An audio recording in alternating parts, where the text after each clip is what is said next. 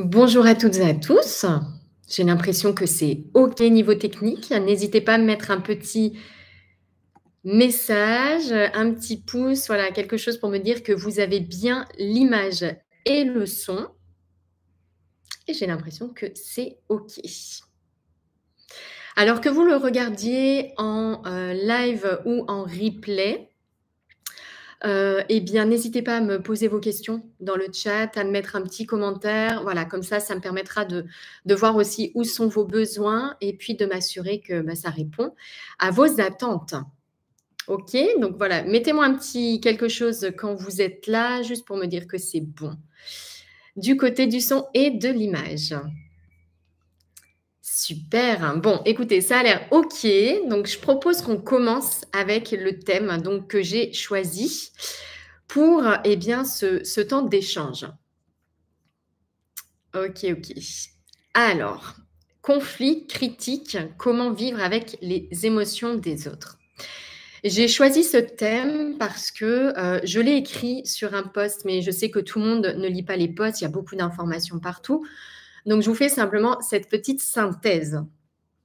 Bonjour à celles et ceux qui arrivent. Voilà, donc c'est que ça fonctionne, sinon vous me l'auriez déjà dit. Petite synthèse donc de ce qui s'est passé, ce qui m'amène en fait à aborder vraiment cette thématique des conflits, des critiques et donc des émotions des autres. Il y a quelques jours, j'ai rencontré une personne qui ne va pas très bien, une personne que je connais et eh bien, je l'ai vue, elle n'allait pas très bien, elle ressentait beaucoup d'émotions, de colère, de tristesse et je me suis aperçue que sa réaction, au lieu de susciter en moi, bah, peut-être l'envie d'aider, peut-être une compassion, voyez, saine, une réaction altruiste, avait réveillé, notamment beaucoup de culpabilité. Et donc voilà, je me suis trouvée là dans cette situation. Ensuite, je suis revenue au calme et puis j'ai échangé, j'ai raconté, avec mon compagnon j'ai raconté à mon compagnon ce qui s'était passé, voilà, parce qu'il connaît lui aussi cette personne. Et là, je me suis rendu compte d'une chose, c'est que ma réaction avait été totalement teintée d'émotions, vraiment propres à moi-même et que lui, pour le coup, ne vivait pas du tout, n'a pas du tout vécu, la situation de la même façon.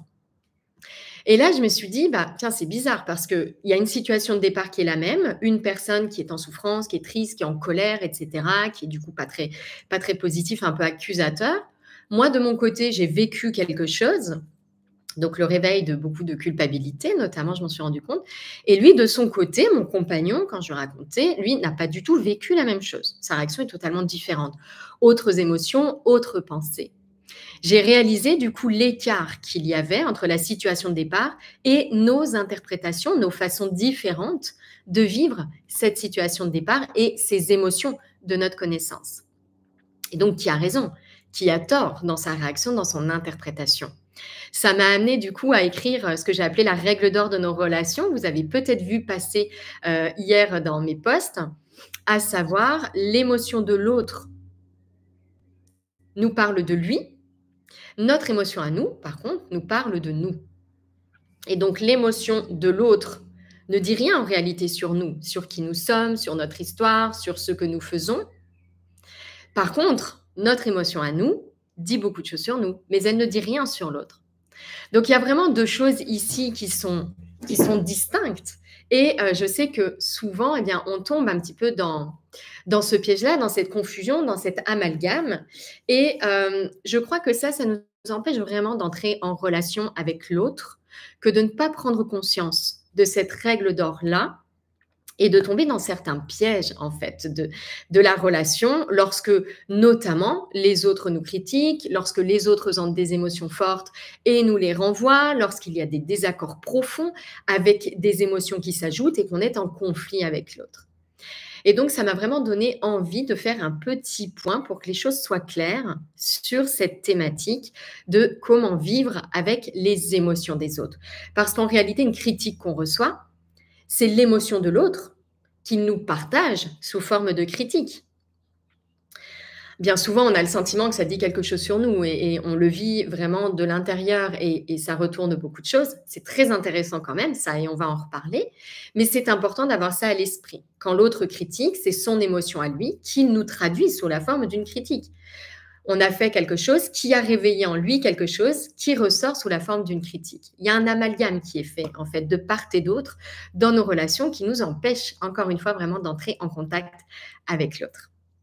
OK. Du coup, je vous invite à me poser votre question, c'est-à-dire par rapport à ce thème-là, comment vivre sereinement les émotions des autres, le thème des conflits, le thème de l'empathie aussi, hein, quand on a le sentiment d'être une éponge à émotions. On va reparler de ça parce que bien sûr, quand on est hypersensible ou on dit aussi hyper empathe, par exemple, c'est-à-dire qu'on ressent vraiment fortement les émotions de l'autre, bah, tout ça est amplifié, hein. Et autant certaines personnes vont pouvoir faire rapidement la part des choses, autant quand nous nous sentons très sensibles et très liés aux émotions des autres, c'est beaucoup plus difficile de faire cette part des choses. Donc, je vous invite à poser, alors soit la poser par écrit dans le chat, soit simplement vous-même être vraiment au clair avec la question que vous aimeriez dénouer ici. C'est-à-dire avec quelle réponse vous aimeriez repartir pour que cela, eh bien, vous fasse grandir en fait de la plus belle des façons et vous permette de mieux appréhender, mieux vivre vos relations avec les autres. Nos émotions, les émotions de l'autre font comme écran en fait à une relation saine. C'est pour ça que parfois je parlerai d'émotions, parfois de relations. Mais il faut voir qu'il y a un lien très fort entre les deux. Donc, Matou, tu me dis comment faire lorsque nous sommes éponges face au malheur des autres. Bon, voilà, bah, ça fait vraiment partie du sujet que je vais aborder ici. Qu'est-ce qui se passe quand nous sommes éponges face au malheur des autres?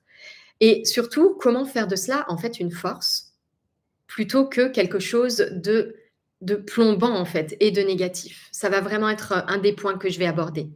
Donc voilà, mettez de la clarté sur votre question numéro 1, ce que vous avez envie de résoudre ici, la réponse avec laquelle vous voulez repartir.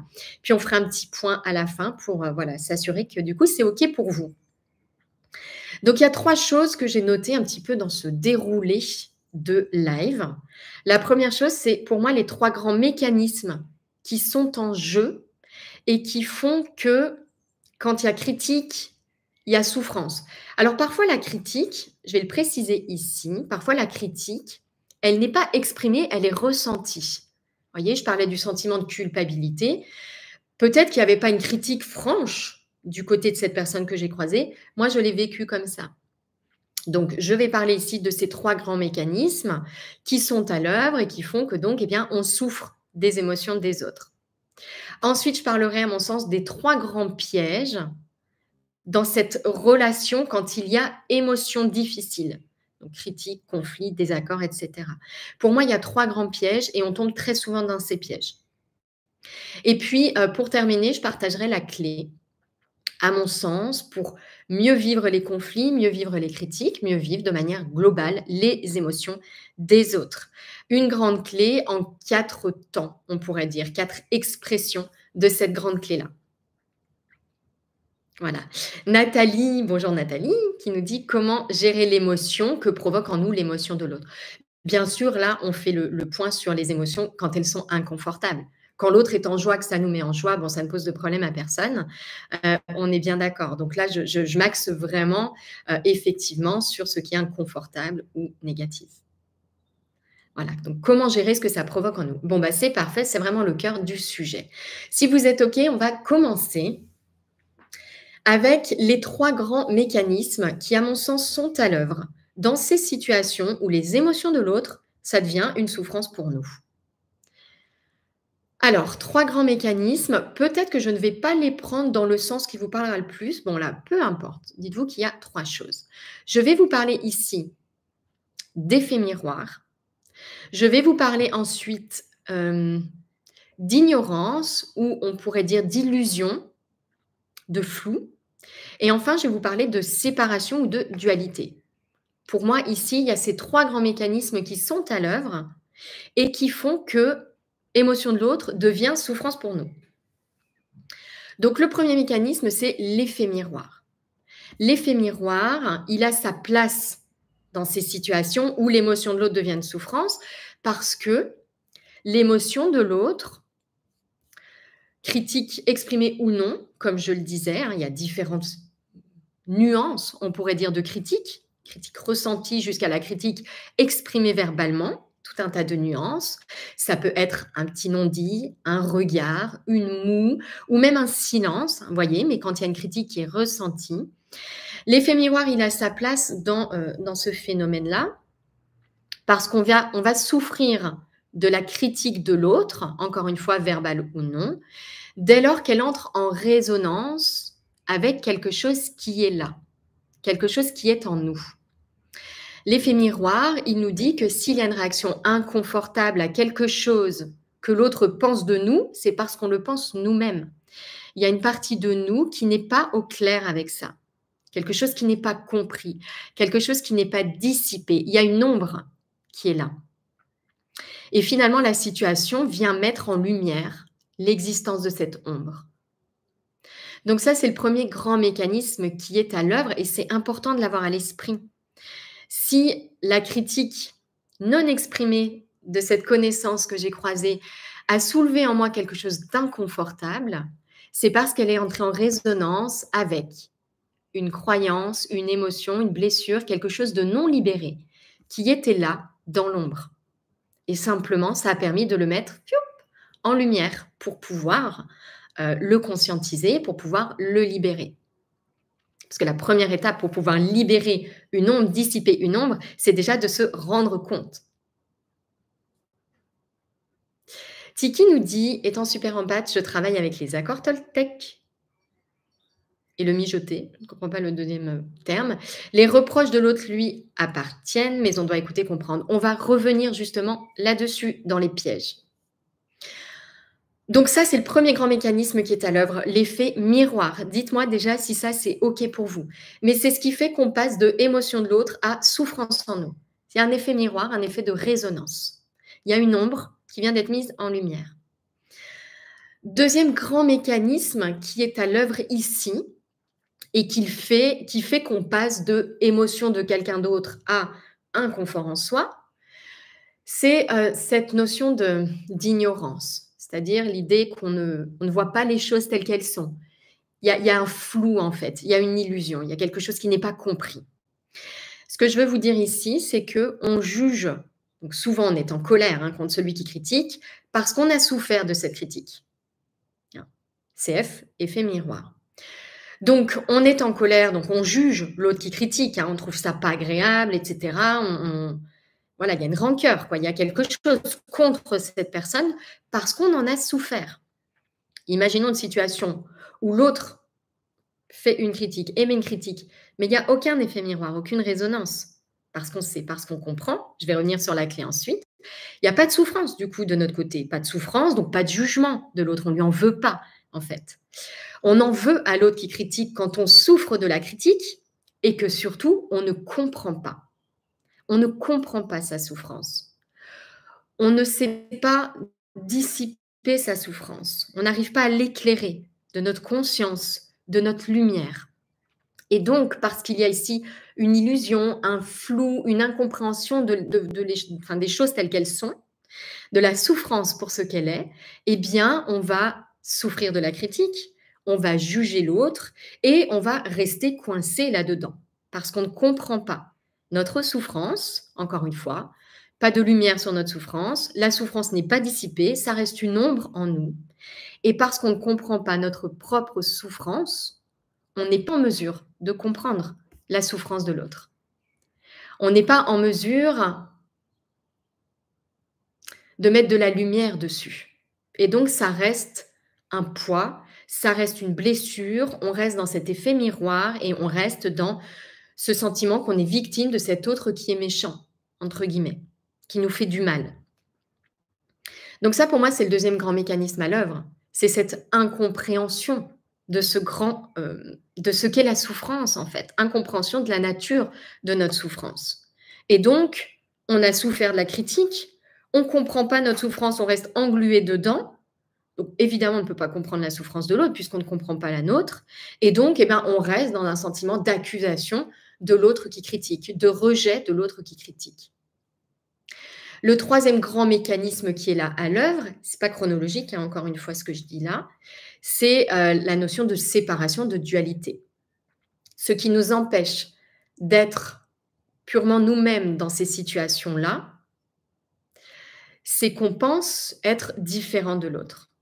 On pense être différent de l'autre. Donc on pense que nous, on souffre dans une situation, que l'autre, lui, ne souffre pas, ou alors que notre souffrance à nous n'a rien à voir avec sa souffrance à lui, que la nôtre est beaucoup plus forte, beaucoup plus intense, et donc on ignore ce qui se passe de son côté.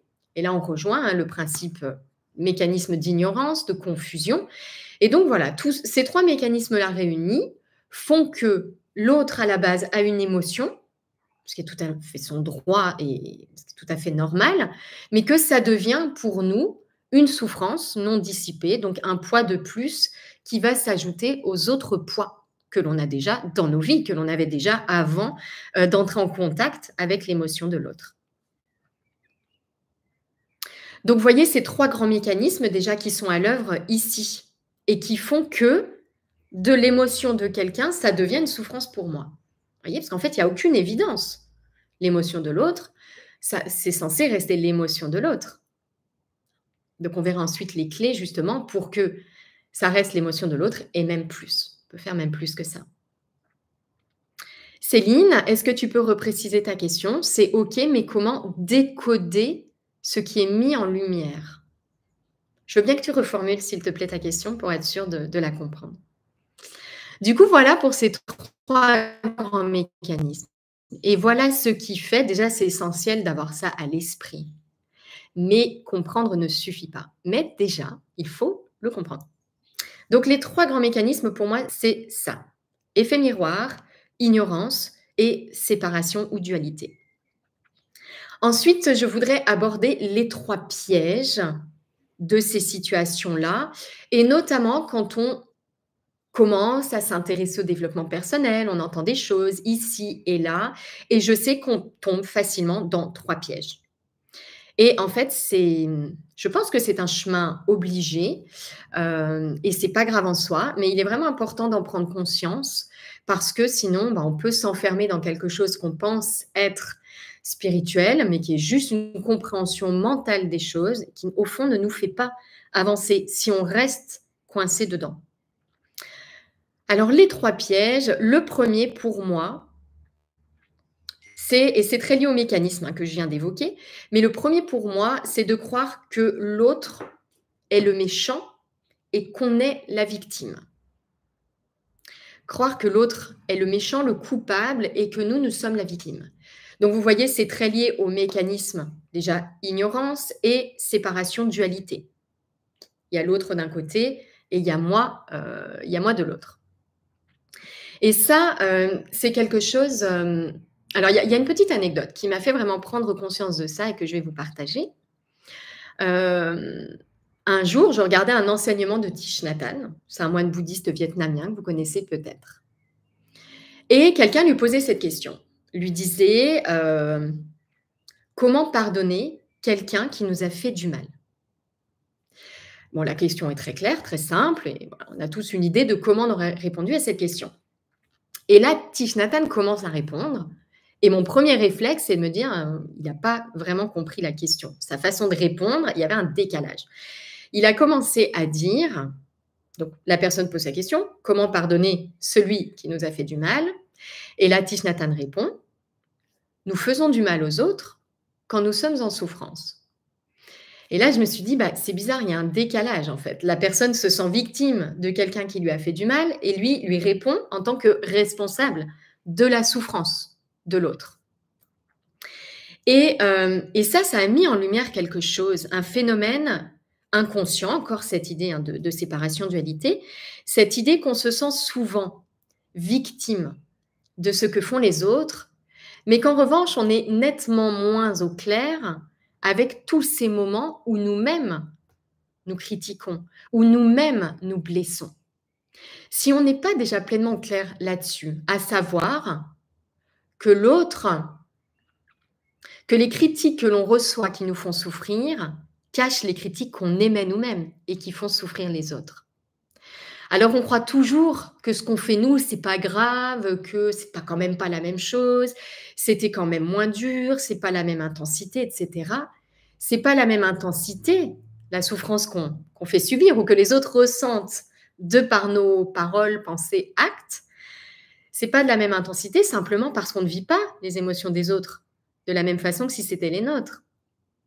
Du point de vue d'eux-mêmes, de l'autre, son émotion, elle est puissante aussi. Donc ça, c'est très important d'avoir ça à l'esprit. Nous sommes les regards critiques de quelqu'un d'autre. Nous sommes ce regard désapprobateur qui juge de temps en temps. C'est toujours plus facile de réaliser, de voir les critiques que les autres nous font et de ne pas percevoir celles que nous-mêmes on fait subir aux autres, hein, que ce soit encore une fois verbal ou non. Et donc ça, je trouve que c'est très important. Et déjà, c'est la première chose. Avant de se dire comment je dois pardonner cet autre qui m'a fait du mal, il faut lâcher prise avec cette question. Il faut lâcher prise avec cette question parce que la vraie question, c'est pourquoi nous faisons souffrir les autres. Et c'est ça la clé pour pouvoir se détacher en fait de l'émotion de l'autre. Mais pas un détachement, on va y revenir, du genre je suis au-dessus de ça. Ça, c'est pas du détachement. Un détachement serein, un détachement de compassion, où on va en fait comprendre l'émotion de l'autre, mais elle ne va pas créer de souffrance en nous. Au contraire, elle va nourrir autre chose. Donc ça, c'est pour moi vraiment le premier grand piège. C'est de croire que l'autre est le méchant et que nous sommes la victime.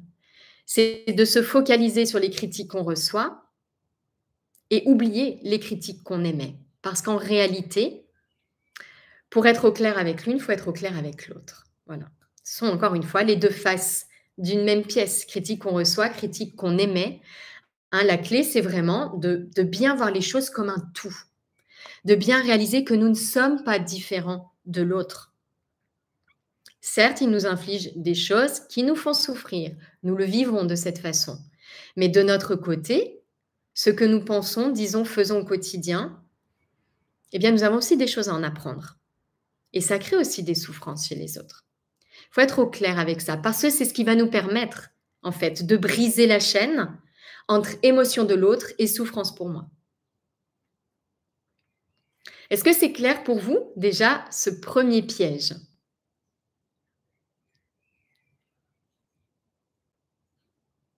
N'hésitez pas à me faire un retour, je lis un peu vos commentaires en même temps. Ok, comment mettre en lumière ce que l'autre me reflète? Comment dissiper l'ombre?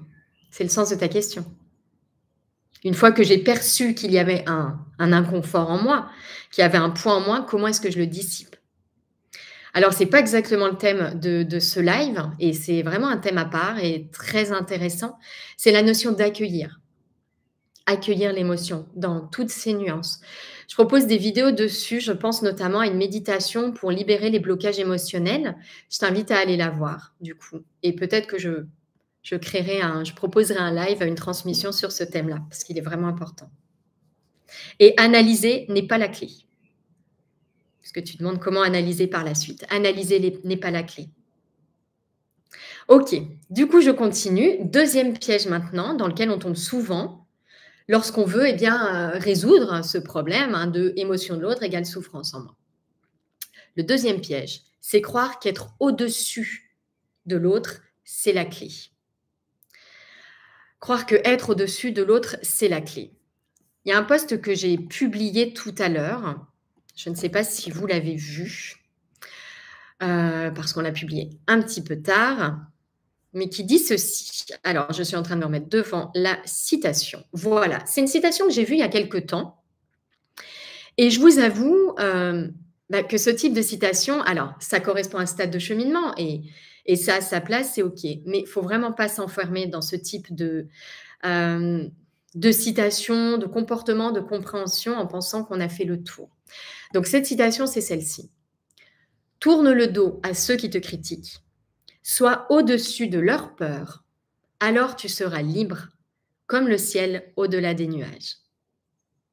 Alors, je ne sais pas si c'est une citation que vous avez déjà vue passer, sur les réseaux. Moi, je l'ai vue passer avec des milliers de j'aime et pour moi, dans cette citation, il y a un deuxième piège.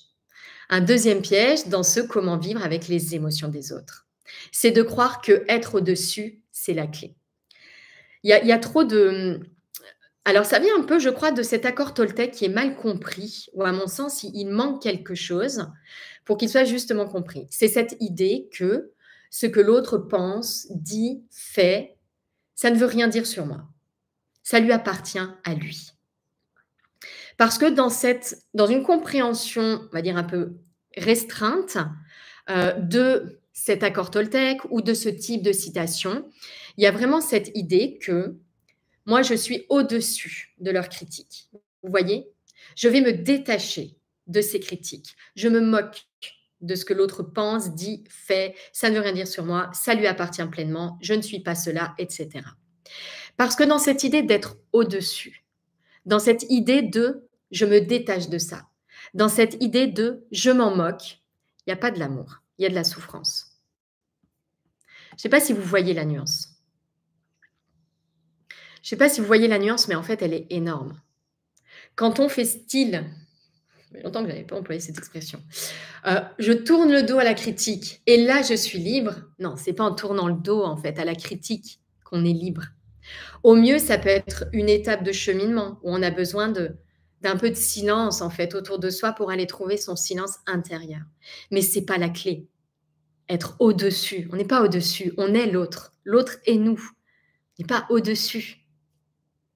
Donc ça, pour moi, c'est vraiment ce deuxième piège et j'ai le sentiment que cet accord Toltec, bon, comme beaucoup de choses en matière de développement personnel et spirituel, on fait beaucoup de raccourcis parce qu'en réalité, c'est une vraie exploration. Une exploration avec tout un tas de nuances, de subtilités que seule l'expérience peut mettre en lumière. Comprendre, ça ne suffit pas. Analyser, ça ne suffit pas, comme je disais tout à l'heure à Céline. Donc ça, pour moi, c'est le deuxième grand piège. Si je crois que tourner le dos à la critique, c'est être libre, mais je me trompe. Je continue à vivre avec cette souffrance, peut-être dans une illusion de liberté, parce que je ne vois plus, je ne suis plus au contact, mais ça ne veut pas dire que je suis libre. Pour moi, il manque quelque chose à cet accord Toltec. C'est que certes, l'émotion de l'autre en dit long sur lui, pas sur moi, mais ma réaction, elle en dit long sur moi. Et si je ne prends pas soin de ça, si je ne le vois pas déjà, et si ensuite je n'en prends pas soin avec cette notion d'accueil, je vis dans une illusion de ça va mieux, j'avance, ça ne me touche plus, ça ne m'atteint plus. Ça, c'est une illusion de liberté. Donc ça, pour moi, c'est le deuxième grand piège. Ok, donc je m'aperçois que ça fait déjà 30 minutes et que je ne suis pas du tout dans les temps. Donc, je vais juste peut-être synthétiser un peu plus la suite. Troisième piège qui nous fait passer de l'autre a une émotion à je suis en souffrance. Le troisième piège que l'on peut ensuite rencontrer, on va dire plus tard, je l'ai rajouté suite à un commentaire que j'ai eu sur mon post d'hier où justement je parlais de cette règle d'or de relation avec l'autre. Son émotion en dit long sur lui, mon émotion en dit long sur moi. C'est l'idée, attention à ne pas non plus tomber un peu dans l'écueil inverse qui est de l'autre est en souffrance, moi je suis en souffrance, je me focalise uniquement sur moi et j'ignore l'autre. L'autre a des besoins et notre nature, au fond, c'est d'aller plus loin que simplement soigner, prendre soin de notre souffrance, l'accueillir et être mieux. Notre mission, au fond, elle est en lien avec l'autre. Principe de non-dualité, c'est que nous sommes un au fond. Et l'autre nous touche. Et c'est juste que nous soyons touchés par l'émotion de l'autre. La seule difficulté, c'est lorsqu'on réagit depuis cet espace de peur, parce qu'il y a des poids non dissipés en nous. Mais que l'autre ressente une émotion et que ça réveille en nous de la compassion, une envie profonde d'aider, c'est tout à fait normal. Et dans ce cas-là, il peut y avoir un lien entre l'émotion de l'autre et cet appel à aider, à soutenir, à écouter. Quelqu'un disait très justement, attention, l'idée n'est pas d'être le sauveur. Si cet appel vient d'un espace de peur, je dois être utile à l'autre, je me sens coupable de ne pas l'aider. Par contre, on peut vraiment soutenir l'autre et lui apporter quelque chose. Et c'est notre grand rôle, j'en suis vraiment convaincue au fond. C'est de soutenir, en fait, cet éveil du monde, cette ouverture des consciences. C'est vraiment pour moi notre grande mission. Donc, attention à ne pas non plus, même si, à mon sens, c'est une étape, encore une fois, de nos cheminements. Comme cette idée du masque à oxygène en avion. Il y a un souci en avion, on met d'abord notre masque pour pouvoir, en fait, aider l'autre. Et pour moi, je crois que c'est un passage obligé que de mettre de la clarté, dissiper ses ombres pour pouvoir ensuite, dans nos pensées, paroles, actions, agir de manière alignée avec qui nous sommes. Voyez, agir depuis l'espace du cœur, agir en accord avec notre grand désir, le grand désir de notre âme. Mais ça demande, à mon sens, du silence.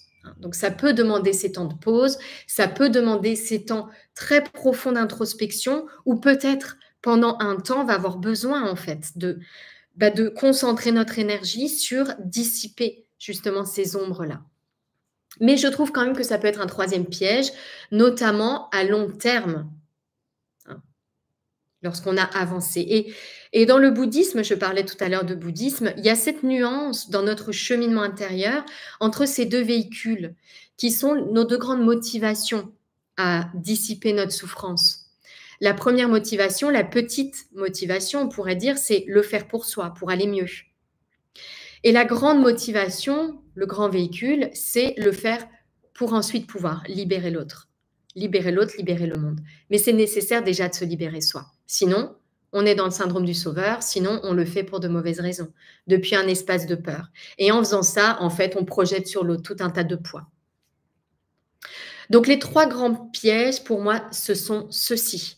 Croire que l'autre est le méchant, qu'on est nous la victime. Croire que être au-dessus, ça ne m'atteint plus, c'est la clé. Et enfin, focaliser sur sa souffrance et ignorer l'autre, le faire juste pour soi et ignorer que la suite, c'est de rayonner cela en fait, de manière d'ailleurs verbale, non verbale. Il y a tout un tas de façons de contribuer ensuite. Voilà. Et donc maintenant, on va terminer avec donc, la clé. Si on met un petit peu tout ça en ordre, tout ça en place, si on structure les choses, comment vivre avec les émotions des autres et donc faire en sorte que l'émotion de l'autre, quelque part, ça devienne un tremplin pour plus d'amour, plus de joie, plus de paix et pas une souffrance en plus, un poids en plus, une ombre en plus en nous. Donc pour moi, la première chose à avoir à l'esprit, petit récap, en 4 points. OK, pour terminer. Première chose à avoir à l'esprit, donc, c'est que l'émotion de l'autre dit quelque chose sur lui. D'accord? Peut-être que dans la même situation, et d'ailleurs dans la même situation, tout le monde aurait réagi un petit peu différemment. Il y a des milliers de nuances de réactions, d'émotions qu'on peut ressentir dans une situation qui dépendent de ce qui est conscientisé en nous ou pas, qui dépendent de nos blessures, qui dépendent de nos habitudes, de nos expériences, de nos histoires, etc. Donc, quand l'autre ressent une émotion, c'est important d'être très au clair avec ça. C'est que cette émotion dit des choses sur son histoire à lui. Elle lui appartient. Elle en dit long sur lui, ce qui se passe en lui. Pas en moi. Ça, déjà, c'est vraiment important d'être au clair avec ça. Et là, vous reconnaissez cet accord Toltec, on va dire, première partie.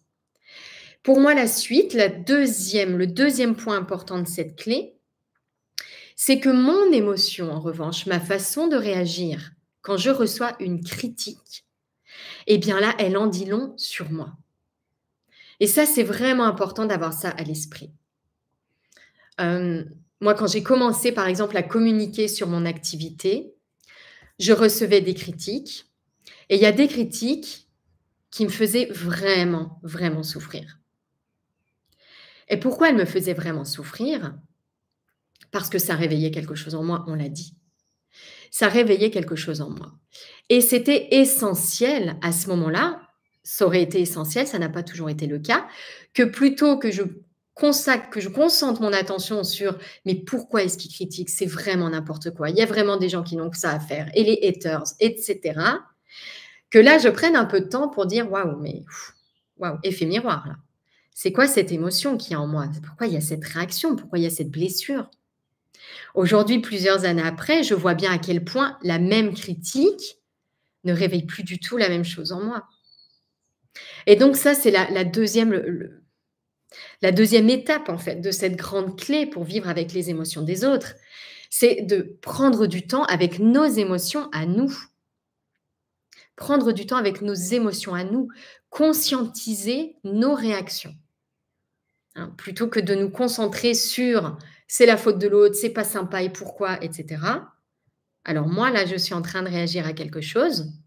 Je suis en train de réagir à cette critique. Ça entre en résonance avec quelque chose que je crois un peu en moi, que je pense un peu. Il y a une blessure de quelque chose, voilà. Et là, prendre le temps de conscientiser l'émotion que ça crée en moi. C'est ça qui est important et c'est ça qui va nous libérer. La porte pour comprendre l'autre, eh ben, c'est de se comprendre soi. Et donc, ça demande, dans ce deuxième temps, de conscientiser sa réaction en tournant son regard vers soi. Troisième temps de cette clé, c'est de pouvoir comprendre avec le cœur. Comprendre avec le cœur ma souffrance. Ma souffrance, quand je reçois une critique, celle-là, en général, elle est vive, en fait. Elle est vive, donc on la ressent tout de suite. Et c'est aussi pour ça que cette dame posait la question. Comment pardonner ceux qui nous ont fait du mal? Parce que là, la douleur, elle est vive. Par contre, quand moi j'aimais une critique, c'est plus subtil en fait. C'est plus discret pour nous, parce que l'autre, ça peut lui faire très très mal. Mais de notre point de vue à nous, bon, ah bon, ça, ah oui, bon, ça, c'est pas ce que je voulais, ou je le sentais pas comme ça. Vous voyez, de notre point de vue, ça semble pas très intense. Pourtant, la clé ici, troisième étape de cette clé, c'est vraiment comprendre avec le cœur ma souffrance quand je reçois une critique et ma souffrance quand j'émets une critique.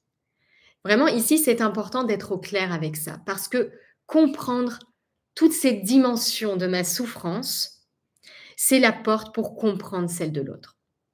Nous ne pouvons pas pardonner aux autres. Si nous ne comprenons pas, en fait, la nature de notre souffrance, on n'est pas en mesure de pardonner aux autres. Si on ne comprend pas avec le cœur leur souffrance, qu'est-ce qui les amène à émettre cette critique? Quelle est l'émotion qu'ils sont en train de vivre, chargée de blessures, chargée d'histoires, chargée de tout un tas de choses, qui font qu'ils en arrivent là tout de suite maintenant à me faire ce regard accusateur, à me lancer ce pic, cette pique parfois d'une grande violence. Moi, je vois sur les réseaux, il y a des choses très violentes qui se disent, qui se passent.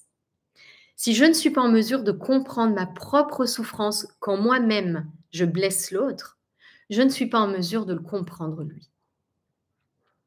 Et donc ça demande vraiment étape 2, mais de conscientiser très très fort toutes nos souffrances.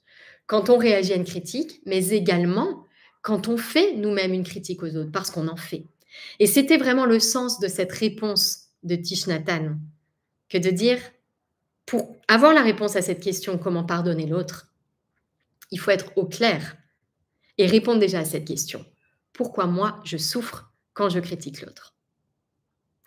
Et il ne s'agit pas de comprendre, on l'a déjà dit, avec le mental. C'est un panneau indicateur, comprendre avec le mental. Il faut comprendre avec le cœur ma souffrance. Comprendre avec le cœur notre propre souffrance. Ça demande donc déjà de mettre de la lumière sur cette souffrance et ensuite de l'accueillir pleinement. Comment on accueille cette souffrance? En venant respirer au cœur de cette souffrance. Encore une fois, je vous invite à aller regarder là, si vous voulez, ouvrez un deuxième onglet pour aller voir cette vidéo. Elle s'appelle Libérer nos blocages émotionnels. C'est une méditation parce que c'est dans le silence, en fait, du mental qu'on va pouvoir aller toucher du doigt la nature de notre souffrance. C'est pour ça que c'est très important et que souvent, ça se travaille, ça s'explore tout ça dans cet apaisement du mental hein, qui commence avec la méditation. Observer tout ce qui se passe, prendre conscience de ce que je ne suis pas mon mental et ensuite venir vibrer notre nature pouvoir en fait élever notre vibration jusqu'au désir de notre âme. Peut-être que ce que je dis là vous semble moins, moins concret, mais c'est tout ce qu'il y a de plus rationnel, hein, vraiment. C'est simplement une autre façon de présenter les choses. Mais donc, je vous invite vraiment ici, parce que cette troisième étape-là, elle est essentielle. Il faut être très au clair avec notre souffrance. Quand on reçoit une critique, quand on émet une critique. Chaque fois que dans notre vie, on ressent un inconfort, en fait. Chaque fois qu'on ne vibre pas pleinement l'amour et la joie, autant dire très souvent, et c'est tout l'enjeu de cette incarnation, c'est tout le jeu, eh bien, tourner notre regard vers nous. Voilà, être très au clair avec ça, pour pouvoir accueillir, pour pouvoir dissiper, en fait, ces zones d'ombre. Donc ça, c'est la troisième grande étape. Et la quatrième grande étape, une fois qu'on a fait ça, on a compris la nature de notre souffrance. Quand on émet une critique, quand on en reçoit, donc on peut comprendre avec le cœur la souffrance de l'autre. Quand on comprend avec le cœur la souffrance de l'autre, qu'est-ce qui se passe? On passe un peu à ce niveau 4 de la clé. À savoir que quand l'autre vit une émotion, non seulement je ne souffre pas, mais ça éveille en fait en moi la compassion, l'amour. Ça me donne une occasion précieuse d'incarner l'amour, d'incarner qui je suis. Et donc, je peux vibrer encore plus fort dans la situation qui se présente, qui s'offre à moi. Vous voyez, je peux incarner pleinement qui je suis. Parce que notre rôle, notre grande mission, c'est ça. C'est dissiper nos ombres pour pouvoir élever nos vibrations. Alors déjà, bien sûr, à l'intérieur, en nous, dans nos pensées, et puis ensuite de le faire redescendre dans nos paroles, dans nos actions. Vous voyez, vraiment pouvoir incarner dans la matière, densifier en fait cette vision de nous-mêmes, ce qui nous sommes au fond, cet amour, cette joie, cette unité, pouvoir vraiment l'incarner dans nos pensées, paroles et actions. Et à ce moment-là, à cette étape-là de notre cheminement, on le voit bien à quel point le paradigme est différent. L'émotion de l'autre, mais c'est un support pour incarner l'amour, la compassion, la joie. Et ça, c'est vraiment l'aboutissement de tout ce cheminement. Voilà ce que j'avais à cœur de vous présenter ici, et je pense que ça répond à ces interrogations, si ce n'est ce grand thème de comment est-ce qu'on vient comprendre avec le cœur les choses. Et donc là, je vous ai donné cette référence à une méditation, et peut-être, si c'est une question qui vous reste, n'hésitez pas à me le dire en commentaire. Et à ce moment-là, pourquoi pas prévoir un thème de live vraiment dédié à cette notion de dissiper l'ombre, d'éclairer l'ombre, d'accueillir l'émotion inconfortable. Est-ce que c'est plus clair pour vous? Est-ce que ça vous apporte là quelque chose? Est-ce que ça vous parle? Est-ce que ça résonne? N'hésitez pas à me faire un petit retour du coup de tout ça.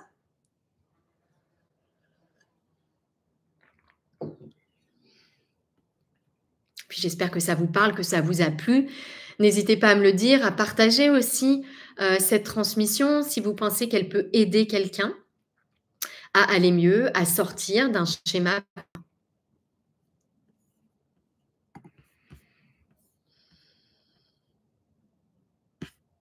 Mmh. OK, je regarde en même temps vos commentaires. Donc comment faire lorsque nous sommes éponges face au malheur des autres? Matou, je pense que ça a vraiment apporté des éléments de réponse à cette question. Comment gérer l'émotion que provoque en nous l'émotion de l'autre? Compréhension, comprendre avec le cœur, libérer notamment les blocages émotionnels. Je vous invite à regarder cette vidéo vraiment avec un voyage au cœur de l'inconfort, au cœur de cette souffrance pour pouvoir la dissiper. OK. Ne pas porter de jugement sur l'autre. Absolument. Et en fait, on enlève tout jugement de l'autre quand on réalise que l'autre, c'est nous, que nous sommes l'autre. Et en comprenant avec le cœur la nature de notre souffrance, qui est à l'origine de toutes nos actions pas très cool, toutes nos paroles pas très cool, c'est une souffrance en nous. Absolument. La personne qui nous a critiqué est en souffrance elle aussi. Alors oui, ça me fait penser, Éléonore, ce que tu dis là, à ce film que peut-être vous avez vu, Je verrai toujours vos visages. J'ai tourné un épisode de podcast sur cette thématique qui s'appelle Écouter l'autre. Et c'est très intéressant, on revient vraiment sur cette idée-là. La personne, à la base de chaque pensée, parole, action qui n'est pas de l'amour pur, il y a une souffrance. Voilà. Et ça, du coup, c'est quand on réalise, quand on comprend ça, ben, on comprend beaucoup de choses et c'est vraiment le point de départ aussi pour comprendre avec le cœur. Qu'à la base de chaque pensée, parole, action de l'autre, de nous-mêmes aussi, hein, nous sommes l'autre, l'autre est nous, il y a une souffrance. Donc oui, la personne qui nous a critiqué, elle est en souffrance. Et la clé, c'est de pouvoir comprendre cette souffrance. Et pour pouvoir comprendre cette souffrance, il faut comprendre la nôtre. Mmh. Cela me fait penser à une citation de Carl Jung: «Ce n'est pas en regardant la lumière qu'on devient lumineux, mais en plongeant dans son obscurité». C'est très intéressant comme citation,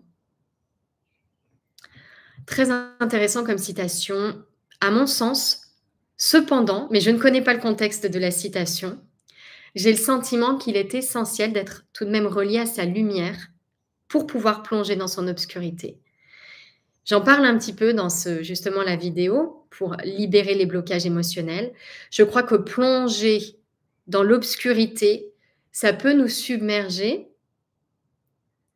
si on n'est pas au clair avec la nature de l'obscurité, si on n'est pas au clair avec notre nature de lumière.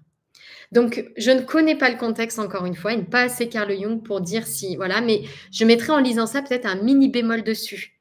Plonger dans son obscurité, si on n'est pas en confiance, en sécurité, en bienveillance avec soi-même, voilà. On laissera 3 points de suspension. Nathalie, en cours de cheminement cap, je me retrouve réellement dans tout ça. Le chemin est éclairé, à nous de le suivre. Merci beaucoup pour ton retour, Nathalie. Merci aussi, Tiki. Merci à toutes celles et ceux qui l'ont suivi. Comme vous le savez peut-être, si vous avez envie d'aller plus loin, je propose moi un programme qui s'appelle Expérience. C'est ce dont vient de parler Nathalie, Expérience CAP. Le CAP, c'est une méthode de coaching que j'ai créée en 4 piliers qui viennent vraiment, en fait, on pourrait dire éclairer tous les problèmes qu'on rencontre au quotidien. Je le dis souvent que tous les problèmes qu'on rencontre, ce sont des symptômes d'un même mal, on pourrait dire, d'une même grande souffrance qui est celle d'être déconnecté de nous-mêmes. Donc, je propose une conférence pour présenter un petit peu ce cheminement-là. Elle s'appelle 8 étapes clés pour créer la vie qui vous ressemble. On reprend du début, on va en profondeur. Je crois que c'est important de faire les choses dans l'ordre pour ne pas tomber dans tous ces pièges que j'évoque chaque fois que je fais une transmission, hein. Je me rends compte qu'il y a beaucoup de pièges. C'est normal, mais je crois que c'est important d'être voilà, d'être très conscient de tout cela pour ne pas s'enfermer dans ces pièges.